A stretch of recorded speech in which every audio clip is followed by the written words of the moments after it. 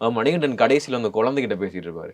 "அவள எப்பயாவது தூங்க விட்றா" அப்படின்னு சொல்லிட்டு, அங்க வந்து அவங்க சேர்றாங்க. அங்க எங்களுக்கு வந்து என்ன ஒரு ஃபீல் ஆகுதுன்னா, ஓகே. இதுதான் அவங்க எந்த ஒரு எண்டும் குடுக்கல. இதுதான் இவன் வந்து ஜாலி ஆயிட்டான். இவன் வாழ்க்கையில வந்து பெரிய ஆள் ஆயிட்டான். அப்படிலாம் குடுக்கல. முடிச்சுட்டாங்க.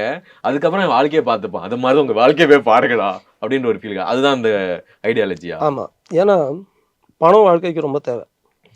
பணம் சம்பாதிக்கிறதுக்காக எல்லாருமே உழைக்கிறோம். வேலை செய்றோம். எல்லாமே பண்றோம். ஆனா, உங்களுக்கு பார் எப்பவுமே உயர, உயர செட் பண்ணிக்கிட்டே இருக்கும்போது, ஆ. நீங்க எவ்வளோ உயரத்துக்கு குதிக்க முடியும்? இல்ல ஏற முடியும்? மனுஷன் வந்து ஒரு ஒரு மலை ஏறுற மாரி ஏறுறான். ம். ஏன்னா, அவனுக்கு பார் மேல, மேல செட் ஆயிட்டே போகுது. ஏன்னா, ரூ. 500க்கு வாட்ச் ஐ மீன் செல்ஃபோன் வாங்கி யூஸ் பண்ணவங்க. ஆமா. இல்லையா? சிடிஎம்ஏ ஃபோன்ஸ் வந்தது முதல்ல ரூ. 500க்கு. ம், ம். அங்கிருந்து தொடங்கி இன்னைக்கு ஐஃபோன் ஒவ்வொரு வெர்ஷன் இம்ப்ரூவ் ஆகும்போதும், அத சேஸ் பண்ண வேண்டியதா இருக்கு. ம், ம். இல்லையா? இது மாரி ஆமா. ஒவ்வொரு பொருளுக்கும். பைக்கோட அப்டேட் அப்டேட்டட் பண்ணணும். வெர்ஷனுக்கு சேஸ் பண்றான். காருக்கு சேஸ் பண்றான். நமக்கு பயணிக்கிறதுக்கு கார் இருந்தா போதும். ம். ஆனா, இன்னைக்கு அது பத்தாது. நீங்க என்ன பிராண்ட் வச்சிருக்கீங்க? அதோட என்ன வெர்ஷன் வச்சிருக்கீங்கங்கிறத வச்சு உங்கள எடை போடும்போது அந்த சீன் ஞாபகம் வருது எனக்கு டக்குனு.